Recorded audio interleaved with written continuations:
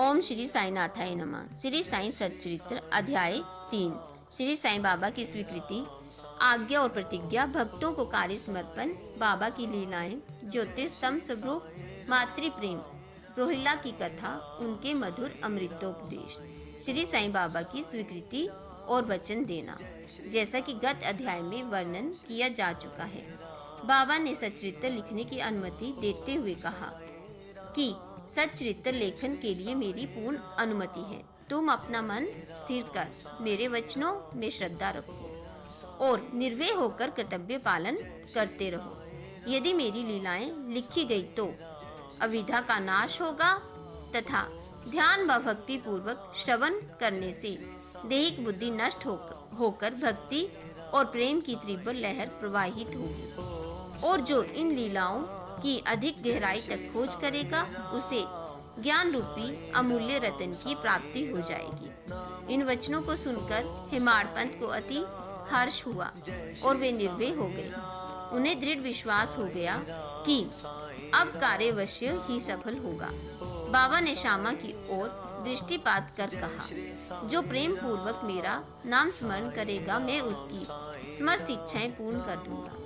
उसकी भक्ति में उत्तरोत्तर वृद्धि होगी। जो मेरे चरित्र और कृत्यों का श्रद्धा पूर्वक गायन करेगा उसकी मैं हर प्रकार से सदैव सहायता करूंगा।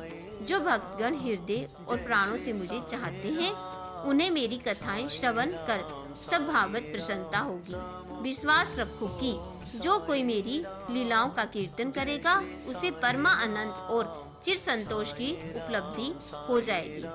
ये मेरा विशिष्ट है कि जो कोई अन्य भाव से मेरी शरण में आता है, जो श्रद्धा पूर्वक मेरा पूजन, निरंतर स्मरण और मेरा ही ध्यान किया करता है, उसको मैं मुक्ति प्रदान कर देता हूँ। जो नित्य प्रति मेरा नाम स्मरण और पूजन कर मेरी कथाओं और लीलाओं का प्रेम पूर्वक मनन करते हैं, ऐसे भक्तों में संसारिक वासनाएं और अज्ञान रूपी प्रवृत्तियां कैसे ठहर सकती हैं। मैं उन्हें मृत्यु के मुख से बचा लेता हूँ। मेरी कथाएं श्रवण करने से मुक्ति हो जाएगी। अतः मेरी कथाओं को श्रद्धा पूर्वक सुनो, मनन करो। सुख और संतोष प्राप्ति का सरल मार्ग ही यही है। इससे श्रोताओं के चित्त को शांति प्राप्त होगी और जो ध्यान प्रगाढ़ और विश्वास दृढ़ हो जाएगा, तब अखोर चैतन्य धन ने अभिन्नता प्राप्त हो जाएगी। केवल साईं साईं के उच्चारण मात्र से ही उनके समस्त पाप नष्ट हो जाएंगे। भिन्न भिन्न कार्यों की भक्तों को प्रेरणा। भगवान अपने किसी भक्त को मंदिर, मठ, किसी को नदी के तट पर घाट बनाने, किसी को तीर्थ पर्यटन करने और किसी को भगवत कीर्तन करने एवं भिन्न भिन्न कार्य करने की प्रेरणा देते हैं। परंतु उन्होंने मुझे साईं सच्चरित्र लेखन की प्रेरणा दी। किसी की विधा का पूर्ण ज्ञान न होने के कारण मैं इस कार्य के लिए सर्वथा अयोग्य था। गत मुझे इस दुष्कर कार्य का दुस्साहस क्यों करना चाहिए। श्री साईं महाराज की यथार्थ जीवनी का वर्णन करने की सामर्थ्य किसे है। उनकी कृपा मात्र से ही कार्य संपूर्ण होना संभव है। इसलिए जब मैंने लेखन प्रारंभ किया तो बाबा ने मेरा अहम नष्ट कर दिया और उन्होंने स्वयं अपना चरित्र रचा। अतः इस चरित्र का श्रेय उन्हीं को है, मुझे नहीं। जन्मता ब्राह्मण होते हुए भी मैं दिव्य चक्षु विहीन था। अतः साईं सच्चरित्र लिखने में सर्वथा अयोग्य था। परंतु श्री हरि कृपा से क्या संभव वही है। मूक भी वाचाल हो जाता है और पंगु भी गिरिवर चढ़ जाता है। अपनी इच्छा अनुसार कार्य पूर्ण करने की युक्ति वे ही जाने। हारमोनियम और वंशी को ये आवाज कहाँ की ध्वनि कैसे प्रसारित हो रही है, इसका ज्ञान तो वादक को ही है। चंद्रकांत मणि की उत्पत्ति और ज्वार भाटे का रहस्यमणि अथवा उदी नहीं वर्ण शशिकलाओं के फरने वरने में ही निहित है। बाबा का चरित्र ज्योतिषस्तंभ स्वरूप। समुद्र में अनेक स्थानों पर ज्योतिषस्तंभ इसलिए बनाए जाते हैं जिससे नाविक चट्टानों और दुर्घटनाओं से बच जाएं और जहाज का कोई हानि न पहुंचे। इस भवसागर में श्री साईं बाबा का चरित्र ठीक उपयुक्त भांति ही उपयोगी है। वे अमृत से भी अति मधुर और संसारिक पथ को सुगम बनाने वाला है। जब वह कानों के द्वारा हृदय में प्रवेश करता है तब दैहिक बुद्धि नष्ट हो जाती है और हृदय में एकत्रित करने में समस्त कुशंकाएं अदृश्य हो जाती हैं। अहंकार का विनाश हो जाता है तथा बौद्धिक आवरण लुप्त होकर ज्ञान प्रकट हो जाता है। बाबा की विशुद्धि कीर्तन का वर्णन निष्ठा पूर्वक श्रवण करने से भक्तों के पाप नष्ट होंगे।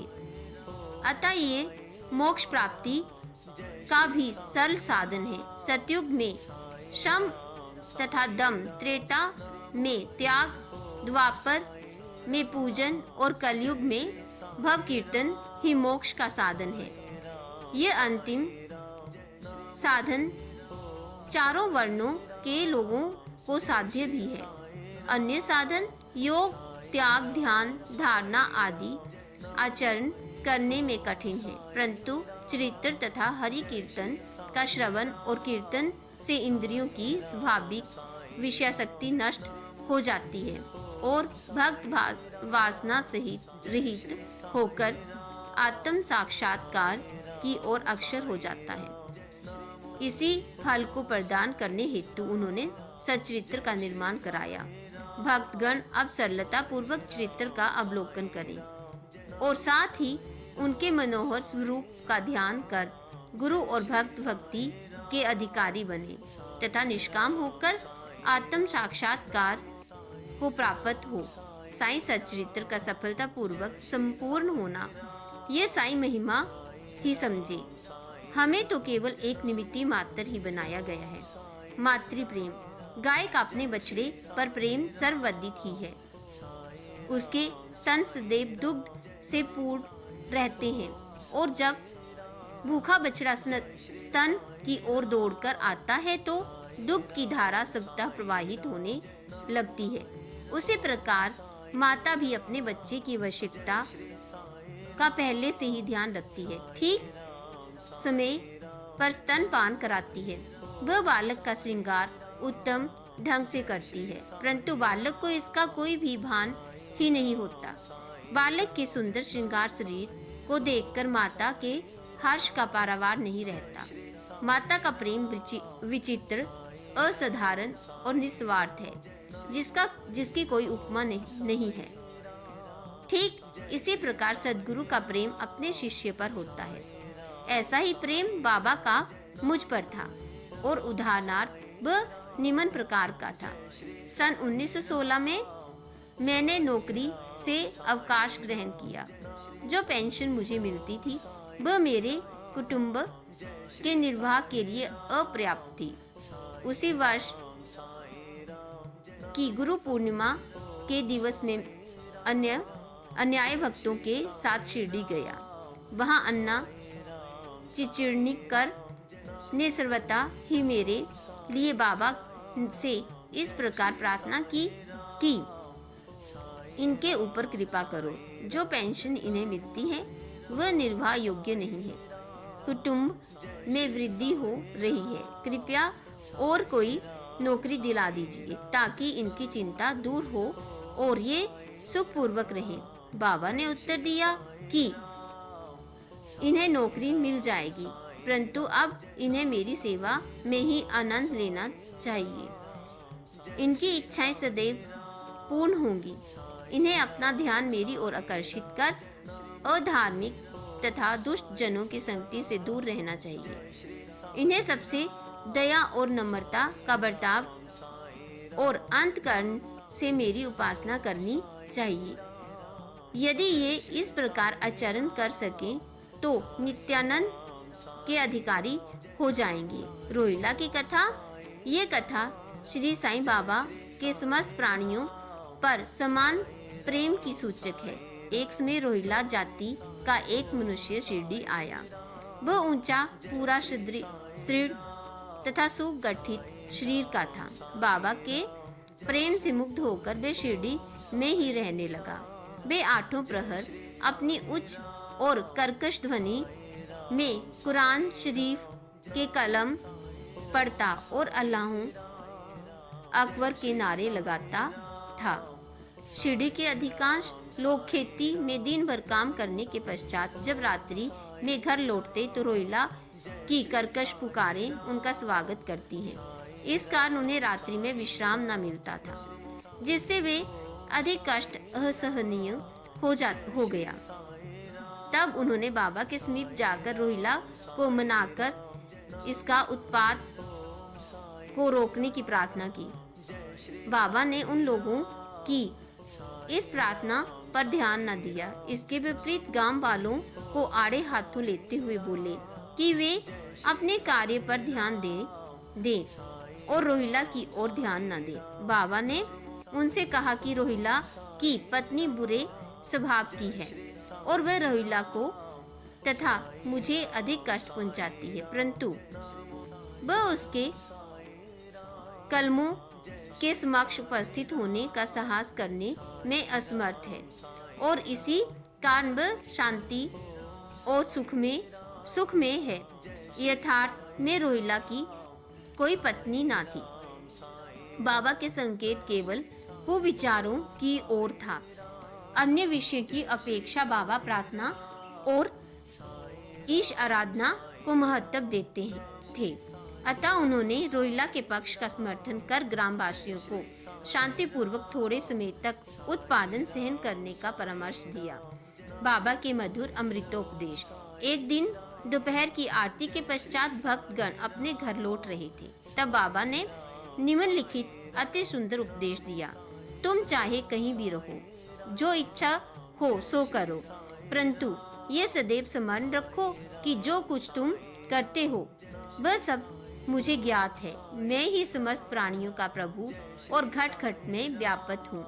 मेरे ही उदर में समस्त जड़ व चेतन प्राणी समाये हुए हैं। मैं ही समस्त ब्रह्मांड का नियंत्रण करता व संचालक हूँ।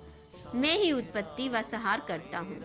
मेरी भक्ति करने वालों को कोई हानि नहीं पहुंचा सकता। मेरे ध्यान की उपेक्षा करने वाला माया के पास में फंस जाता है।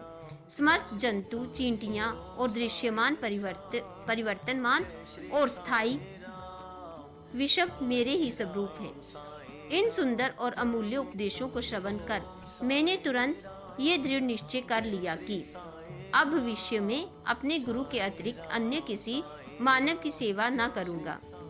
तुझे नौकरी मिल जाएगी। बाबा के इन वचनों का विचार मेरे मस्तिष्क में बारंबार चक्कर काटने लगा। मुझे विचार आने लगा कि क्या सचमुच मेरा घटित होगा। भविष्य की घटनाओं से स्पष्ट है कि बाबा के वचन सत्य निकले और मुझे अल्पकाल के लिए नौकरी मिल गई। इसके पश्चात मैं स्वतंत्र होकर एक चित्त से जीवन पर्यंत बाबा की सेवा करता रहा।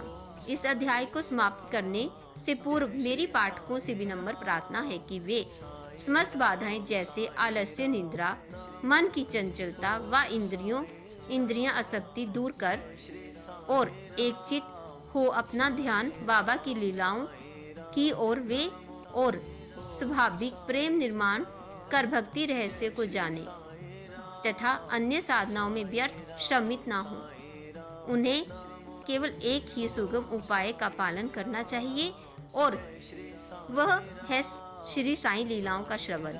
इससे उनका अज्ञान नष्ट होकर मोक्ष का द्वार खुल जाएगा।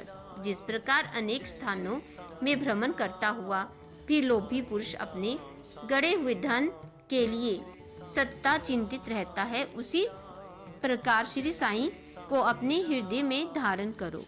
अगले अध्याय में श्री साईं बाबा के शिरडी आगमन का वर्णन होगा। श्री सद्गुरु साईनाथ अर्पणस्तु। शुभम भवतु। ओम साई राम।